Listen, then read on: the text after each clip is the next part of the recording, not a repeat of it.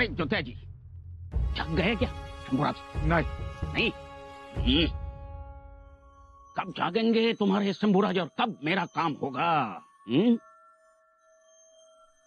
हाँ पापा, ये लकड़ा कहाँ पे है? एक बार गया तो गया, वापस नहीं आया। कब आएगा? येईल की हुजूर, म्हणजे यायलाच पाहिजे होता का भ्याला तुम्हाला बघून? मागच्या बाजूने आलाय, पाणी तापवाय ठेवले. कोई बात नहीं, कोई बात नहीं.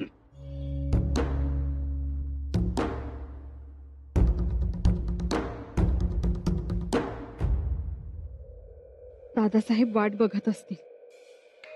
निघायला उशीर झालाय आणि हा मुल्ला मेख मारून बसलाय. काय करावं? कसा हा मुल्ला इथून जाईल?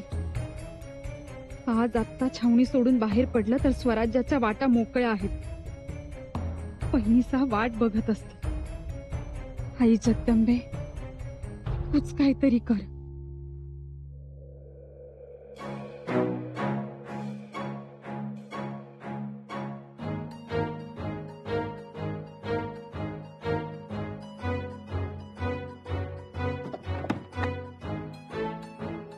पण एक झालं, छत्रपतींशी दुरावा असल्याचं चित्र चांगलं रंगवलं तुम्ही. येसू त्यामुळे तर दिलेर खान फसला, पण त्यासाठी शृंगारपुरातली नाराजी त्याच्यासमोर ताबुतासारखी नाचवावी लागली. आम्हाला भेटायला बोलावलं नाही म्हणून आम्ही नाराज आहोत, रुसलोय, असा बनाव करावा लागला. पण यातल्या काही गोष्टी आम्हालाही खऱ्या वाटल्या. तुम्हाला खऱ्या वाटल्या म्हणून इतरांना खऱ्या वाटल्या, पण तरी आम्ही तुम्हाला शिवस्वरूप बाबा कोण हे सांगितलं होतं की. पण यामुळे काही साध्य झालं? म्हणजे हे सगळं करायची काही गरज होती का? रुसवे फुगवे, नाराजी, बाप बेट्यातील दुरावा. बाप बेट्यातील दुरावा. येसू असा दुरावा दाखवणं ही जुनी परंपरा आहे भोसल्यांची. आमच्या आजोबा महाराज साहेब आणि आबासाहेबांमध्ये हेच नाट्य होतं. तेव्हा त्यांनी ते आदिलशाही विरोधात केलं होतं. महाराज साहेबांनी आदिलशाहला स्पष्ट सांगितलं, आमचा मुलगा आमचं ऐकत नाही, तो काय वागतो काय करतो याच्याशी आमचा काहीही संबंध नाही. वरवर असं सांगायचं आणि आतून मात्र मदत करायची. ऐकून होतो आम्ही हे. आणि हा दुरावा दाखवायला त्यांनी सुरुवात केली आबासाहेबांच्या लग्नापासून. महाराज साहेब लग्नाला हजरच राहिले नाही, पुढे कुठल्याही शुभकार्यात हजर राहिले नाही. कारण सोंग हे शेवटपर्यंत वटलं तरच खरं, नाहीतर घोटाळा होतो. आम्ही तेच केलं आणि आज त्यातूनच बऱ्याच गोष्टी साध्य झाल्यात. येसू, दिलेर खानाच्या गोटात असलेले अनेक मराठा सरदार आपल्या बाजूला आले आहेत. शहजादा आणि दिलेर खान यांच्यात दुरावा निर्माण झाला आणि मुख्य म्हणजे गेली 3 वर्ष दिलेर खान स्वराज्याच्या उंबरठ्यावर भराऱ्या मारतो. पण एवढ्या दिवसांच्या मेहनतीचं फळ काय? फक्त एक भूपाळगड. तोही दिलेर खानाच्या हाती गेला आणि 14 दिवसात स्वराज्यात परत आला. या सगळ्याचा जेव्हा औरंगजेबासमोर लेखाजोखा मांडला जाईल तेव्हा नक्कीच औरंगजेबाच्या मनात संशय निर्माण होईल आणि दिलेर खान फितूर ठरेल. मग त्याचा भयानक शेवट निश्चित.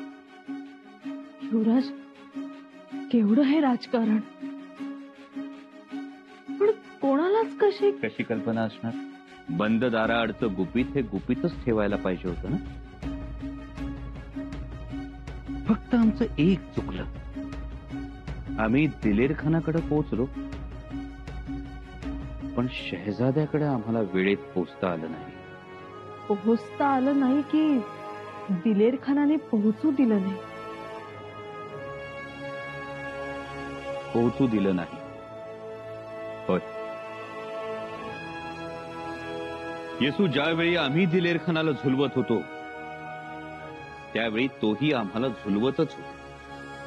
त्यानं तर औरंगजेबाला शिफारस सुद्धा केली होती, संभाजीला मराठ्यांचा राजा म्हणून घोषित कर. या शिफारशीनं आम्ही थोडेच पुरळून जाणार होतो, मुळीच नाही. येसू, या जगात आम्हाला आबासाहेबांहून काहीही प्रिय नाही. त्यांच्यासाठी असे 1000 संभाजी जान कुर्बान होती. त्यांच्यासाठी आम्ही मोगलाईत ही उडी घेतली, अशा कित्येक उड्या अजून घेऊ.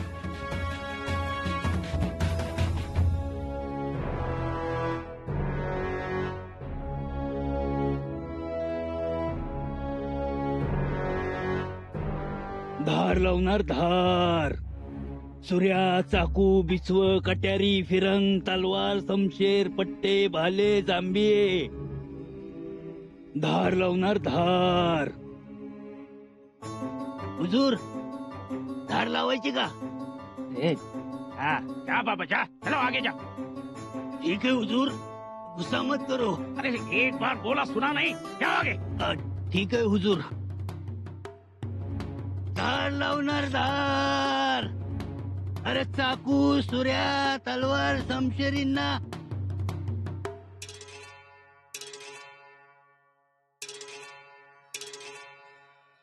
आप्पासाहेब बाहेर बघतायत, म्हणजे नक्कीच युवराज इथनं सटकलेत.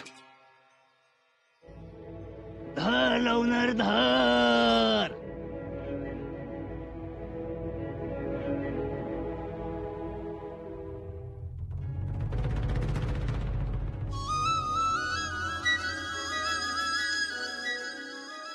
येसू, आम्हालाही वाटतं, खूप वाटतं.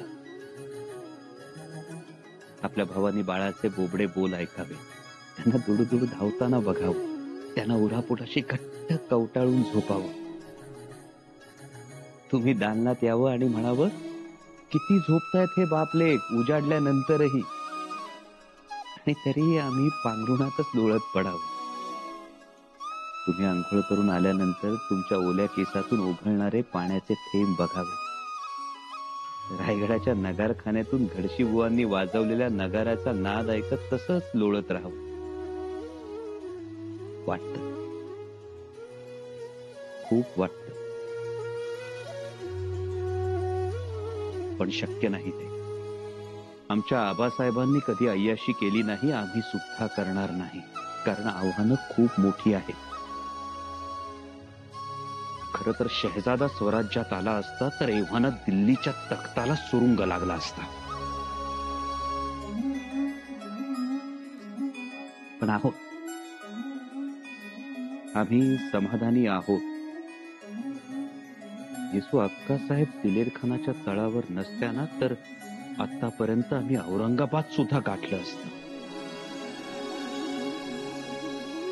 पण हो, तो एक पायगुंताच झाला.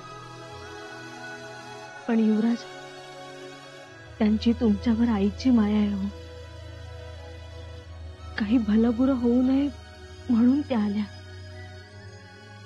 ते तर आहेच, पण त्यांच्या मायेत दडपून जायला होतो. बघा ना, अजूनही आल्या नाही. बहिरची काकांचाही काही निरोप नाही.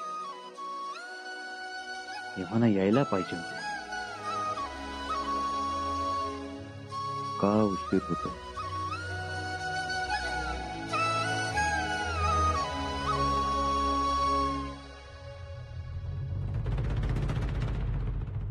अरे रायप्पा, पाण्याला उकळी आली, तुला इजवायची का? हाँ, बुझा दो चूल्हा और जाकर उठाओ शंभू राजे को और कहो उन्हें नहा लो. रायप्पा, मुझे कहो अब कब कितनी देर लगेगी उनको उठने की? हाव पर क्या परवर लगा के रखा है तब से? इतनी लंबी नींद सोता है कोई? यहाँ मुल्ला अहमद की एक नींद पूरी होगी और तुम्हारी युवराज है कि अहो क्या उठाओ. अहो, थोडा समय, थोडी देर अजून. ये लो, तब से थोड़ी देर की रट लगा के रखे हो. मैंने कहा अभी के अभी जाओ और उठाओ उन्हें. सरकार, थोडी सबुरी ना. आम्ही उठवू शकत ना तुम्ही. क्यों नहीं उठाएंगे आप? क्या कर लगे? अहो, लय चिडत्याल. माग एका सरदाराने अशी झोपमोड केली. विचारा ज्योत्याजीला. काय नाव काय रे डोसक मारलेल्या सरदाराचं? तुले मातब्बर सरदार दगडोबा धोंडीबा पत्थरे. हा, दगडोबा धोंडीबा पत्थरे. लेकिन मैं मुल्ला अहमद हूँ. मैं कोई दगुड़वा ढोंडीवा पतरे नहीं है। देखता हूं क्या करते हैं। आई जगदंबे,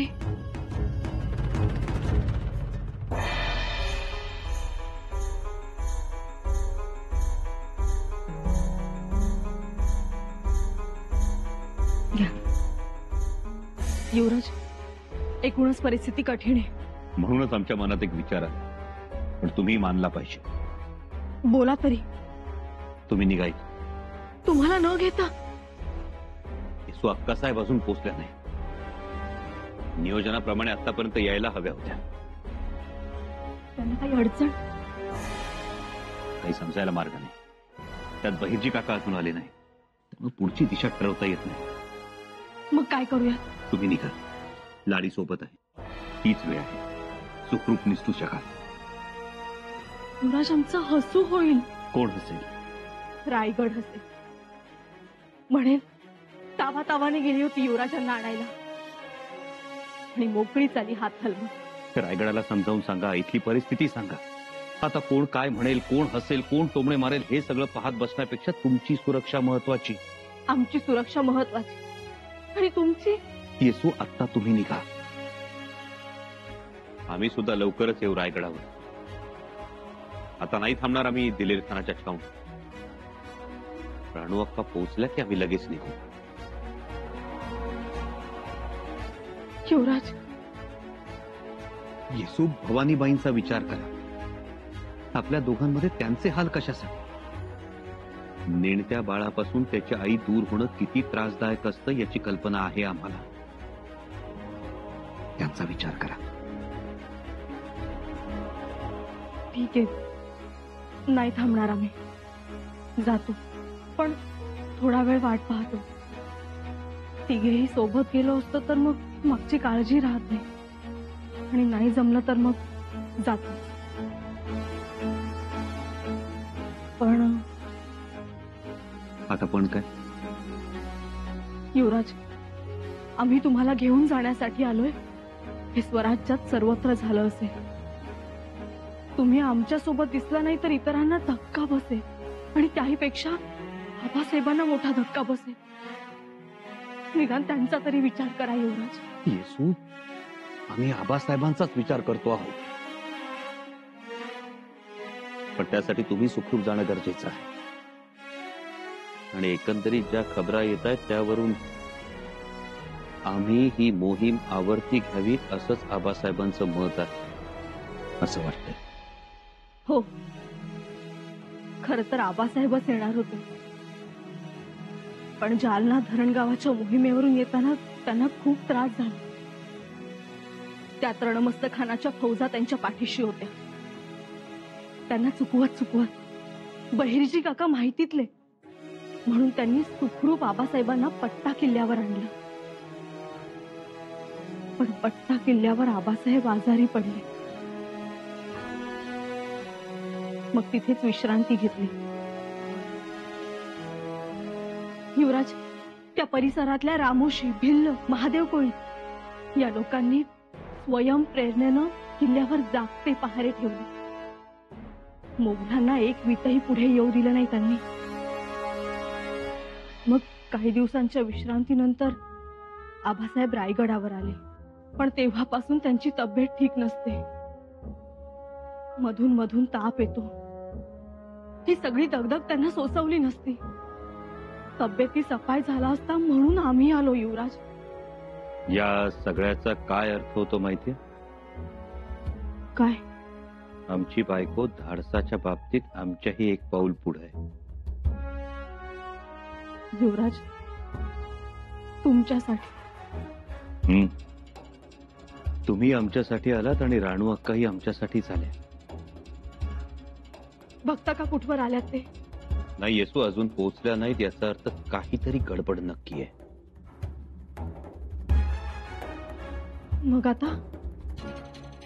तोच विचार करतो आहोत. मुझे कुछ नहीं पता हुजूर, मुझे माफ कर दीजिए हुजूर. हुजूर माफ कर दो हुजूर. हुजूर माफी, माफी हुजूर. करीम, तुझे मिठाई चाहिए या पिटाई? मुझे माफ कर दो हुजूर, मैं बेकसूर हूँ हुजूर, मुझे माफ कर दो। माफी मिलेगी, जरूर मिलेगी, लेकिन एक शर्त पर मिलेगी। तुझे सारी बातें सच सच बोलनी पड़ेंगी, झूठ नहीं बोलेगा तू। बोल करीम, सच क्या है? सारी बातें सच सच बता दे। अब तक ये तलवार तेरे गले पर थी, अगर तूने झूठ बोला तो ये तलवार तेरे गले के आर पार होगी। बोल, कौन है मेहमान? मेहमान घर में है? बोल। जी हुजूर। हाँ, इसे कहते हैं मीठी बोली। सच हमेशा मीठा होता है करीम मियाँ। हाँ, अब ये बता दे कि मेहमान कौन है? बता, कौन है? शंभू राजे की बीवी। शंभू राजे की बीवी तेरे घर में है और तूने मुझे अभी तक नहीं बताया? माफी हुजूर, लेकिन मेरी बीवी ने उनको घर में रखा था, मैंने बताया भी, उनको घर से निकाल दो। इस वक्त कहाँ है? घर में हुजूर। घर में? या खुदा, आज रात को वो निकल जाएंगे हुजूर। अब फिर उनको नहीं रखूंगा।